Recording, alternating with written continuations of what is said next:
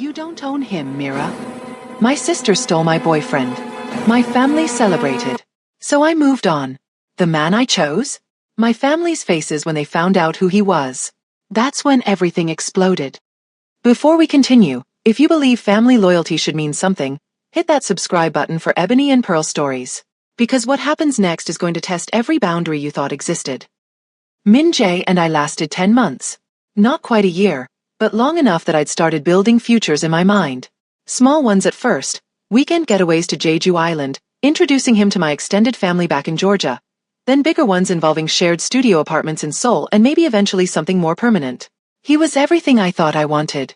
Polished where I was raw, ambitious in ways that made my freelance design career feel like a hobby by comparison. When he walked into a room, people straightened their ties. When I walked into a room, people asked if I was lost. We met at an art showcase in Gangnam, one of those rare moments where my digital installations had been featured alongside established Korean artists. He'd stood in front of my work for nearly 15 minutes, head tilted, studying every pixel. When he finally spoke, his voice was soft, measured. "This is extraordinary. Who created this?" "Me," I'd answered, stunned that anyone cared enough to ask. "I'm Choi Min Jae." He extended his hand, and when I took it, something settled into place that had been floating loose my entire life. "Can I take you for coffee and learn about your process?" 2 coffees turned into dinner. A week later, we were texting daily. 6 months later, I was imagining a life I'd never dared to dream before. We took weekend trips to Busan, explored hidden art galleries in Hongdae, and stayed up late talking about building something meaningful together. He made me feel seen in ways I'd never experienced. My sister Jada met him at month 7. I brought him home for Sunday brunch, a Kellerman family tradition that involved too much food, too many opinions, and my mother's thinly veiled critiques about everyone's life choices. Jada had been late, naturally, sweeping in with her signature dramatic entrance, apologizing loudly while ensuring every eye landed on her new designer outfit. "You must be Min Jae," she'd purred, air kissing both his cheeks and lingering just a heartbeat too long. "Myra's told me absolutely everything about you." I watched them interact throughout brunch. Watched her laugh too brightly at his corporate anecdotes. Watched her fingers graze his forearm when she emphasized a point. Watched the way she repositioned her chair, angling herself toward him like a sunflower tracking light she didn't even need. Jada had always been the golden daughter. The confident one, the extroverted one, the one with the impressive corporate marketing position, the one who made our parents glow at charity dinners. I was the creative one, which was family code for, "We're worried she'll never own property." But that afternoon, watching her perform so desperately for my boyfriend's attention, I saw something I'd never noticed before. Jada wasn't confident. She was terrified. Terrified that if she wasn't the most captivating person in every space, she'd vanish completely. I felt sorry for her. That was my first mistake. The cracks started appearing slowly. Min Jae began canceling dates. "Family business emergency," he'd text, or "Father needs me at headquarters," or simply "Let's reschedule." Our conversations thinned out. The passionate discussions about art and business strategy, and what we wanted from life evaporated into transactional exchanges. "Can you order takeout? I'll be late. We'll talk this weekend." I convinced myself it was normal. Relationships evolved. The honeymoon phase ended. People got consumed by work. Simone, my best friend since college, wasn't buying it. "He's pulling away," she said over brunch one Saturday. "I've watched this pattern before. He's just stressed about the company transition." "Girl, stress doesn't make you forget your girlfriend exists." She stabbed her avocado toast with unnecessary force. When was the last time he initiated an actual conversation? I couldn't remember. The breakup happened on a Wednesday evening. He arrived at my apartment, sat on the couch we'd picked out together at a boutique furniture store in Itaewon, and said, "I think we need to discuss where this relationship is heading." My stomach dropped. "Okay. I care about you deeply. You understand that, right?" He wouldn't meet my eyes. "But I think we're pursuing different trajectories. You're focused on building your creative portfolio, and I'm trying to establish myself within my father's organization. Are you breaking up with me? I think we need space to evaluate what we genuinely want." "I know what I want. I want you. I need time." He stood, and I understood with crushing certainty that this had already been decided. This wasn't a conversation. It was a notification. "I'm sorry." He left. I sat on our couch and stared at the city lights beyond my window for 4 hours before calling Simone. "I'm getting in my car right now," she said immediately. "Don't move." I didn't move. I just sat there watching the future I'd imagined dissolve like watercolor in rain. 6 weeks of silence. No calls, no texts, nothing. I buried myself in work, accepting every commission, every collaboration, every project that could fill the Min Jae-shaped void in my chest. Simone dragged me to wine nights and museum trips and kept repeating, "You're going to survive this," until I almost believed her. Jada stopped contacting me altogether during those weeks. No check-ins, no sisterly support. It was odd, but I was too numb to question it. Then came the Instagram notification. I was in bed, mindlessly scrolling before sleep when I saw it. A post from my cousin Shanice, tagged at a restaurant I recognized because Min Jae had taken me there for our 8-month anniversary. The photo showed a long table of family and friends, but my vision tunneled to 2 faces immediately. Min Jae and Jada sitting beside each other, his arm casually draped across the back of her chair, her head tilted toward him, laughing at something he'd said like they shared the world's most intimate secret. The caption read, "Family dinner vibes, red heart." My hands started trembling. I clicked to Jada's profile. There, posted 3 hours ago, was a photo of just the 2 of them. Same restaurant. Her hand resting on his chest. His smile wide, genuine, the smile I hadn't seen in months. Caption, "When you choose happiness, everything aligns." The comments overflowed with heart emojis and congratulations. "You two are stunning together.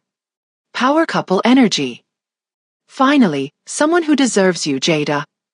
Not one person mentioned that he'd been my boyfriend first. That this was a betrayal. That family loyalty should mean something. I called Jada. She answered on the 6th ring. "Hey, what's up? Are you dating Min Jae?" A pause. Then carefully, "You saw the post. Are you dating him?" "Look, I know this seems complicated." "Complicated? You're dating my ex-boyfriend. You two broke up. It's been over a month." Her voice took on that defensive edge I knew intimately. "We just connected.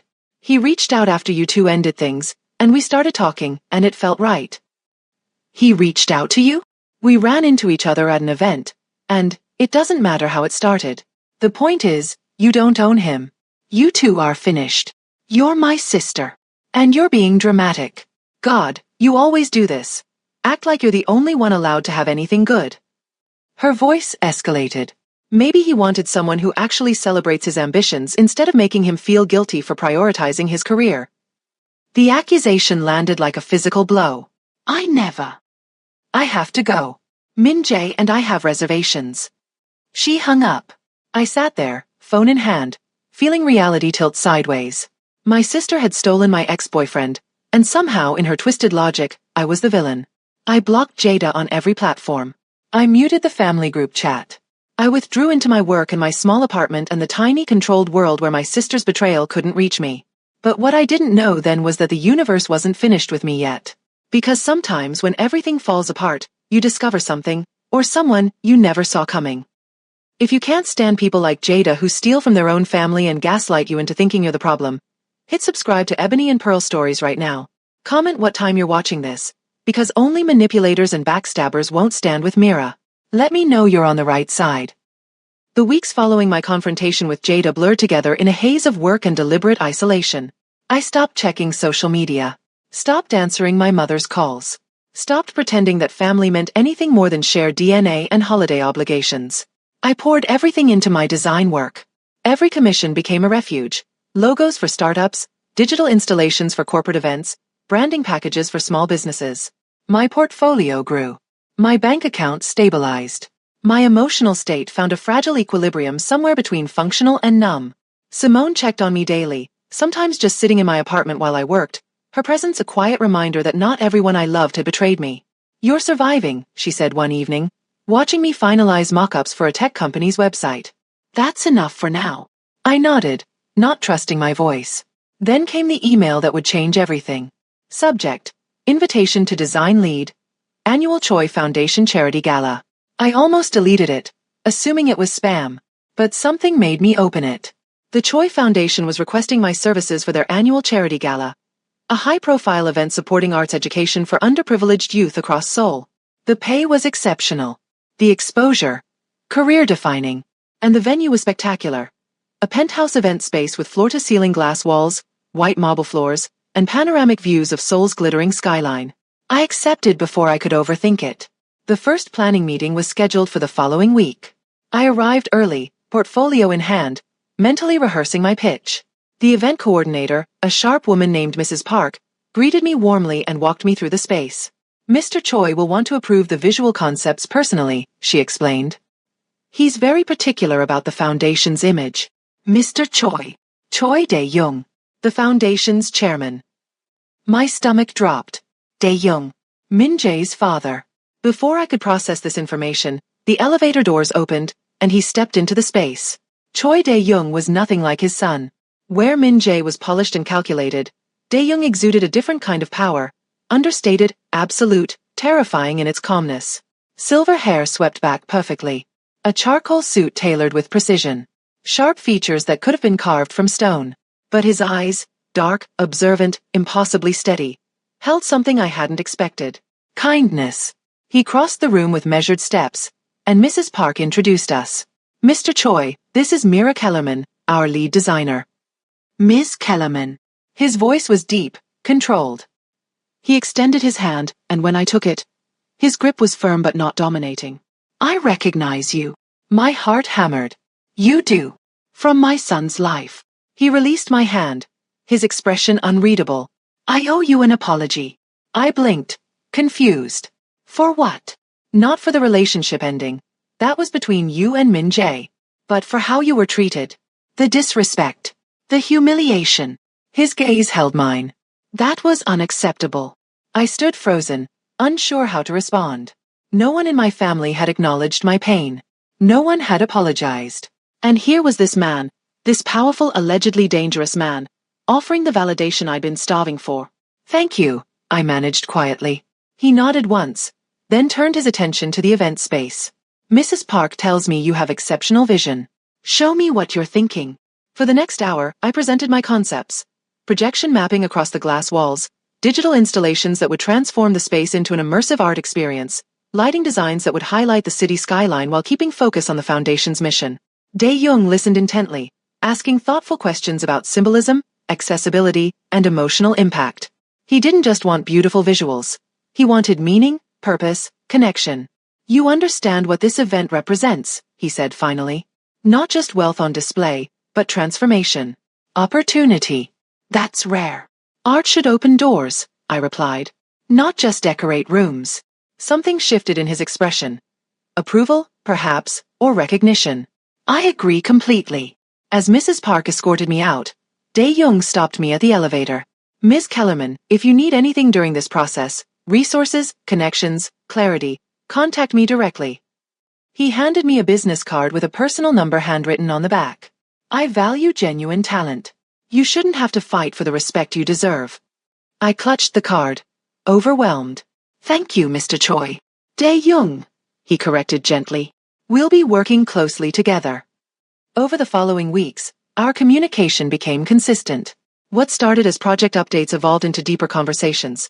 About creative vision, yes, but also about pressure, expectations, and the weight of disappointing people who claim to love you.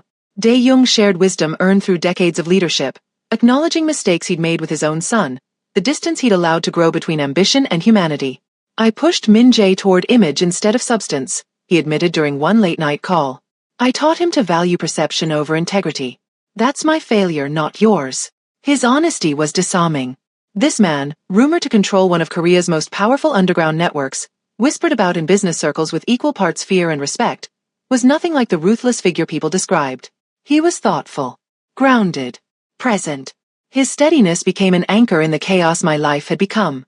Simone noticed the change. You're smiling again, she observed one evening. What's different? I'm just focused on good work, I deflected. But it was more than that. For the first time since the betrayal, I felt seen. Not as the girl who got dumped, not as the sister who got replaced, but as Mira. Someone with talent, perspective, and value. The gala preparations intensified. Dae-young and I met frequently, reviewing designs, discussing logistics, refining details.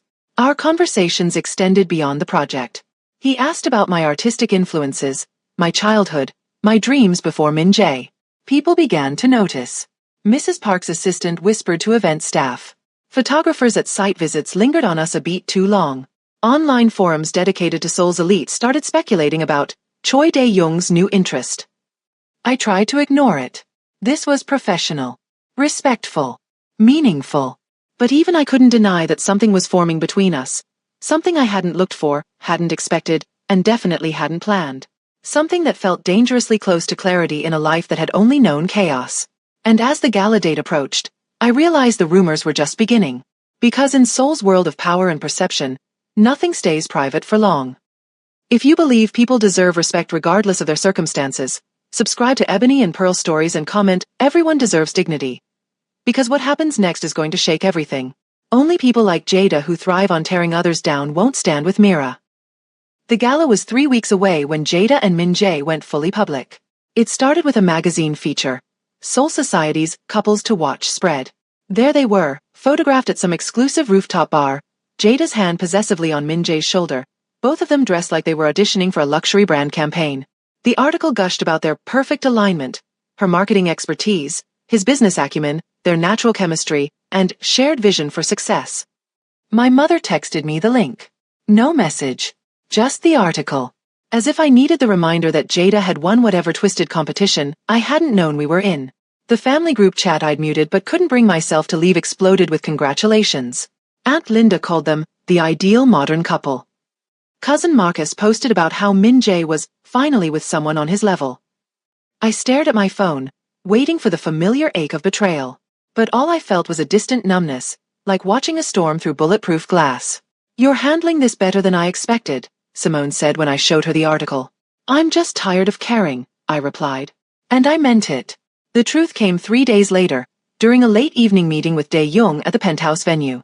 We were finalizing the projection mapping sequences when he asked, unexpectedly, "How are you managing the attention on Min Jae's relationship?" I shrugged, keeping my eyes on the tablet. "I'm not. I've moved on. Have you?" His voice was gentle, probing. "Or have you just gone numb?" I looked up, meeting his steady gaze. "Does it matter? The result is the same." Dae-young set down his coffee, his expression thoughtful. "Mira, there's something you should know about my son. About how his relationships," he paused, choosing his words carefully. "About how his decisions have been influenced. You don't owe me explanations about Min Jae." "Perhaps not. But you deserve truth." He leaned back against the glass wall, the city lights framing him like a portrait.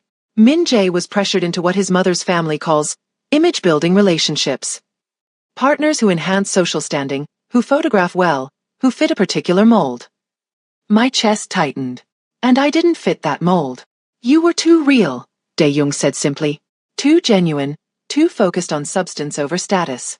His uncle saw you as a liability, a distraction from the trajectory they'd mapped for him. So he chose Jada because she's more marketable? He chose the path of least resistance. Dae-young's jaw tightened with what looked like disappointment. I tried to teach him differently. Tried to show him that integrity matters more than image. But I failed him in that regard. The revelation should have hurt more. Instead, it just made everything make sense. Min Jae's sudden distance, his vague excuses, the way he couldn't meet my eyes when he ended things. He didn't even have the courage to choose for himself, I said quietly. "No," Dae-young agreed. "He didn't." We stood in silence for a moment, the weight of that truth settling between us. Then Dae-young did something unexpected. He asked about my art, about what I'd wanted to create before I'd met Min Jae, before I'd let someone else's vision crowd out my own. And I told him about the installation concepts I'd abandoned because they felt too personal, too vulnerable. About the fear that my work would never be taken seriously because I didn't have the right connections or pedigree. "Vulnerability is where real art lives," Dae-young said. "Everything else is just decoration." Our meetings became less about the gala and more about these conversations. About healing, about reclaiming pieces of ourselves we'd lost to other people's expectations. He shared stories about building his empire, about the mistakes that haunted him, about the loneliness that came with power. I shared fears I'd never voiced to anyone. About being invisible, replaceable, forgettable. "You are none of those things," he said firmly. "Anyone who failed to see your worth was simply not looking." The closeness didn't feel inappropriate. It felt necessary, like finding water after crossing a desert. But other people didn't see it that way.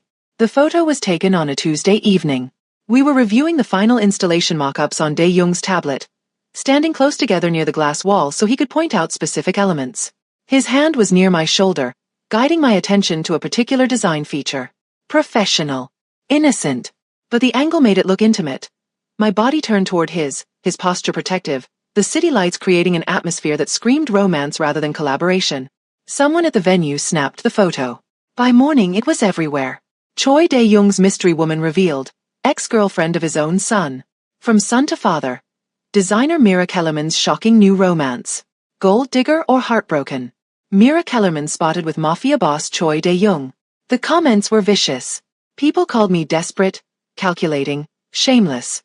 They accused me of using Dae-young for revenge, for money, for status. They painted me as a woman scorned, willing to destroy a family for my wounded pride. And then Jada posted.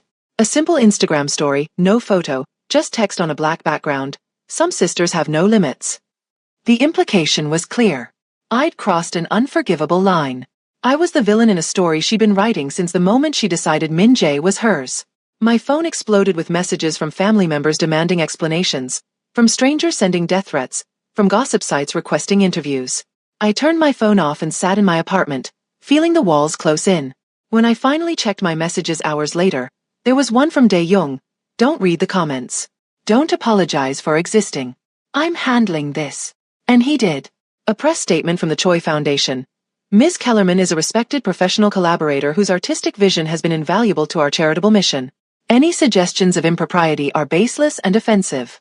We will not tolerate harassment of our team members. It wasn't a denial of closeness. It was a refusal to justify our connection to people who'd already decided we were guilty. He called me that evening. Are you all right? I don't know, I admitted. Everything feels like it's burning down. Then let it burn, he said calmly. And we'll see what's left standing when the smoke clears. His certainty became my anchor. While the internet raged and my family whispered and Jada played the victim, Dae-young remained steady, defending me publicly, supporting me professionally, refusing to let anyone define what existed between us.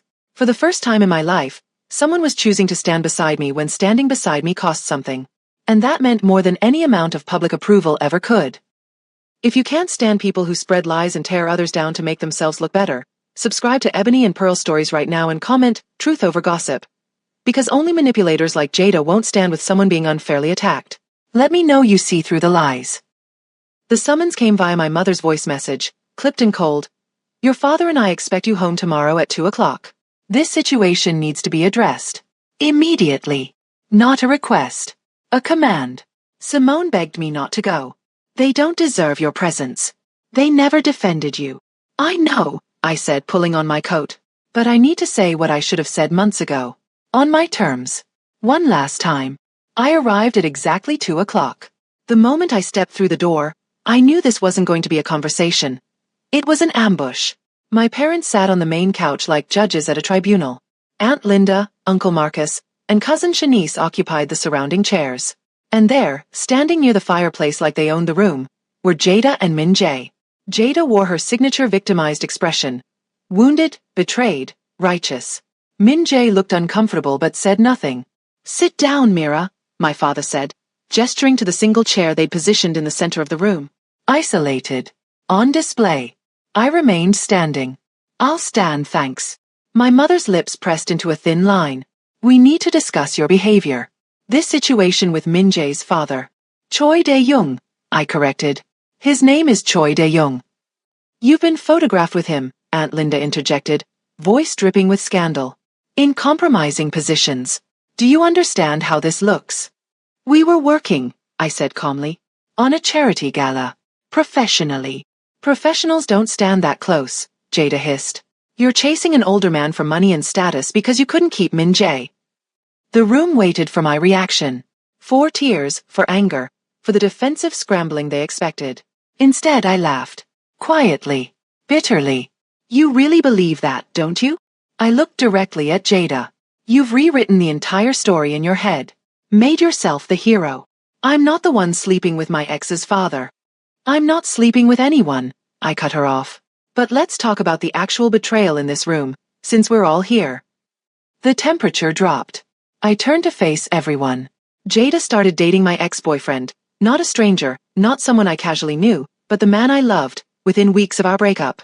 She pursued him while we were still together, flirted with him at family dinners, and then convinced herself she did nothing wrong. We fell in love. Jada started. You fell for the attention, I interrupted. Because you're so terrified of being anything less than the favorite that you'll take whatever I have just to prove you can. Jada's face flushed red. That's not. And Min Jae. I turned to him. You didn't choose Jada because you loved her. You chose her because she fit the image your family wanted. Because she was marketable. Because I was too real, too complicated, too inconvenient for whatever social climbing plan your uncles had mapped out. Min Jae's jaw tightened, but he didn't deny it. And all of you, I swept my gaze across my family, congratulated them, celebrated them, posted heart emojis and talked about how perfect they were together. Not one of you asked how I felt. Not one of you acknowledged that your daughter, your niece, your family member had been humiliated and replaced. You need to move on, my mother began. I have moved on, I said firmly. I found work that matters. I found people who respect me. I found clarity in the ruins you all helped create. And somehow, that's the problem? That I'm not crying anymore? That I'm not begging for your approval? You're making a fool of yourself with that man, my father said harshly. Choi Dae-young is dangerous. He's involved in. He's treated me with more respect in 2 months than this family has shown me in 2 decades, I said quietly. Whatever he is, whatever he's involved in, he's never made me feel small. He's never dismissed my pain. He's never chosen someone else's happiness over basic human decency. The room fell silent. I'm done justifying my existence to people who never valued it in the first place, I said, walking toward the door. Jada can have Min Jae. You can all celebrate their perfect, shallow, image-obsessed relationship. I'm building something real. If you walk out that door, my mother threatened. Then I walk out, I said simply. And you'll have to live with the fact that you chose gossip over your daughter. I left. No tears. No second-guessing. Just the cleanest break I'd ever made. The next morning, I was making coffee when my doorbell rang. I opened it to find Choi Dae-young standing in my hallway, perfectly composed in a dark suit, flanked by 2 silent men in equally sharp attire. Good morning, Mira, he said calmly. I'm heading to visit your family. I thought you should know. Dae-young, you don't have to. I do, he said simply. Disrespect has consequences. I learned what happened from Simone, who heard it from cousin Shanice, who'd been there. Dae-young arrived at my parents' home at exactly 10 o'clock. Formal. Polite. Terrifying. He'd sat in their living room, accepted tea, and spoken with a kind of quiet authority that made grown men remember their mortality. I'm here regarding Mira Kellerman, he'd said. I understand there was a family meeting yesterday. One in which she was treated with considerable disrespect. My father had tried to explain, to justify, to minimize. Dae-young had simply raised one hand, and the room fell silent. Mira is a woman of exceptional talent and character, he'd continued. She's been professional, creative, and gracious despite facing cruelty from people who should protect her. I'm here to make clear that her treatment is unacceptable. He hadn't threatened. Hadn't needed to. His presence alone, the weight of his reputation, the silent men standing behind him, the cold certainty in his voice, had communicated everything necessary. If I hear of any further disrespect, he'd said, standing to leave, there will be consequences. Do we understand each other? They'd understood perfectly. That evening, Min Jae showed up at Dae-young's office building. Security called ahead, but Dae-young agreed to see him. I wasn't there, but Dae-young told me later what happened. Min Jae had stormed in, furious and unraveling. You take everything from me, he'd shouted. Every opportunity, every accomplishment, every relationship. You overshadow all of it. And now you're taking Mira just to prove you can. Dae-young had remained seated, unmoved. I haven't taken anything from you. I've simply recognized value you were too shallow to appreciate. You're doing this to humiliate me. I'm doing this because Mira deserves respect, Dae-young had said firmly. Something you failed to provide. You treat women like accessories. Things to enhance your image. That's not love. That's collection. And what are you doing? You're 25 years older than her. I'm treating her like a human being, Dae-young had said, voice hardening. I'm supporting her talent. I'm defending her dignity. I'm offering friendship without expectation. Can you say the same about anyone you've dated? Min Jae had no answer. You need to decide who you want to be, Dae-young had continued. A man who builds substance or a boy who chases image. But leave Mira out of your identity crisis.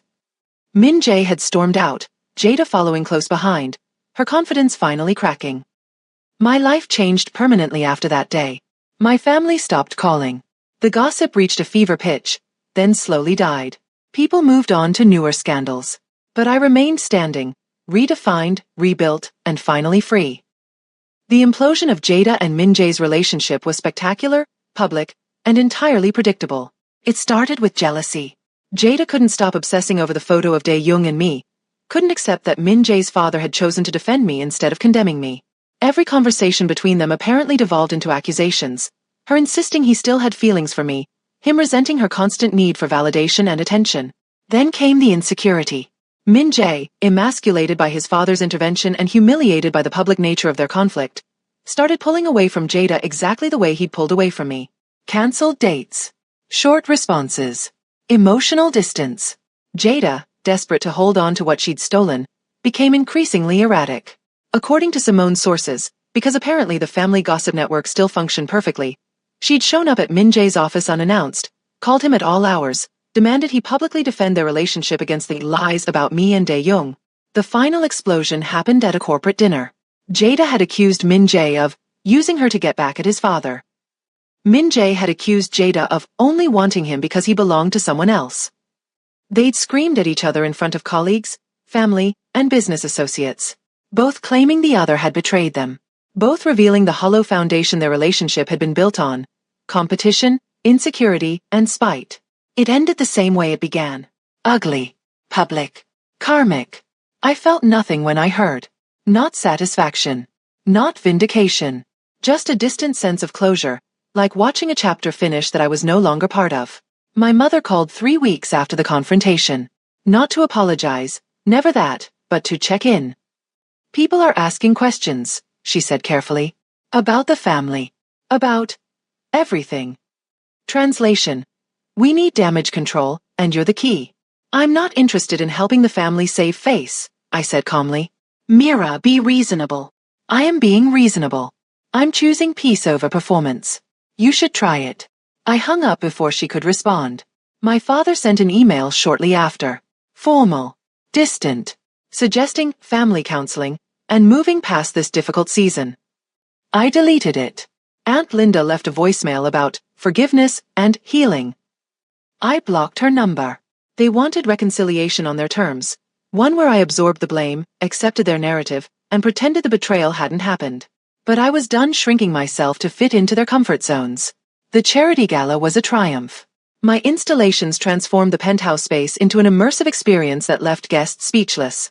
The projections danced across glass walls, the digital art shifted with the music, and the entire event felt less like a fundraiser and more like stepping into a living, breathing artwork. Dae-young found me near the end of the evening, standing by the windows, watching the city lights blur with exhaustion and satisfaction. You created something extraordinary, he said quietly. We created it, I corrected. You trusted my vision. I trusted you, he said simply. There's a difference. He extended another opportunity. Leading the visual design for a new cultural center the Choi Foundation was launching. A permanent installation. A legacy project. Full creative control. I don't want you to feel pressured, he added. But I believe in what you create. And I think you deserve a platform that matches your talent. I accepted without hesitation. Over the following months, we worked together frequently. Professionally. Respectfully. He never crossed boundaries, never made assumptions, never treated our connection as anything other than what it was. Two people who'd found understanding in unexpected circumstances. He became a mentor, an advocate, and eventually, a friend. Not a replacement for what I'd lost, but something entirely new. Something built on mutual respect rather than need. 6 months after the confrontation, I stood in a soul gallery at my first solo exhibition. The walls displayed my most personal work, digital installations exploring identity, betrayal, transformation, and reclamation. Pieces I'd been too afraid to show when I was with Min Jae, too vulnerable to create when I was drowning in family expectations. Now they existed in the world, unapologetic and raw. The gallery was filled with strangers, critics, collectors, and a few carefully selected friends. Simone stood near the entrance, beaming with pride. Mrs. Park from the foundation had come with several colleagues. And near the back, deliberately unobtrusive, stood Choi Dae-young. He didn't approach me during the opening. Didn't draw attention to himself. Just observed quietly, offering a single nod of approval when our eyes met across the room. He wasn't there as a rescuer or a romantic interest or a statement. He was there as what he'd always been. Someone who saw my worth when I'd forgotten it existed.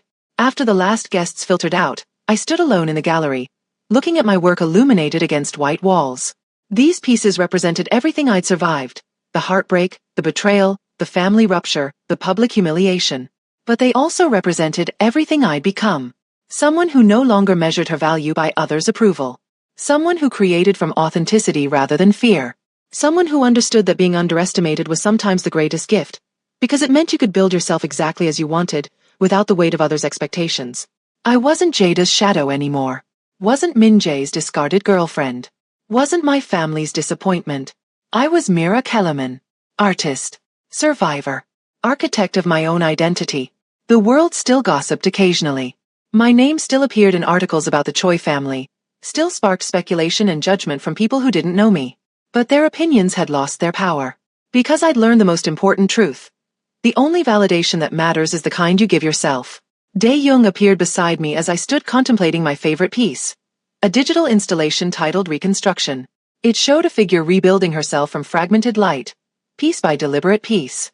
"You've found yourself," he observed. "I've created myself," I corrected. "There's a difference." He smiled, understanding completely. "That's always been the difference between you and everyone who underestimated you. They waited for permission. You simply began." We stood in comfortable silence, two people who'd found clarity in chaos, watching the city lights beyond the gallery windows. Everything had exploded. My relationship, my family, my reputation, my sense of who I was supposed to be. But from those ashes, I built something no one could take from me. A life that was entirely, unapologetically, finally mine. If you believe in rebuilding yourself on your own terms, no matter who tries to tear you down, subscribe to Ebony and Pearl Stories and comment, "I choose myself." Because only people trapped in others' expectations won't stand for authentic transformation.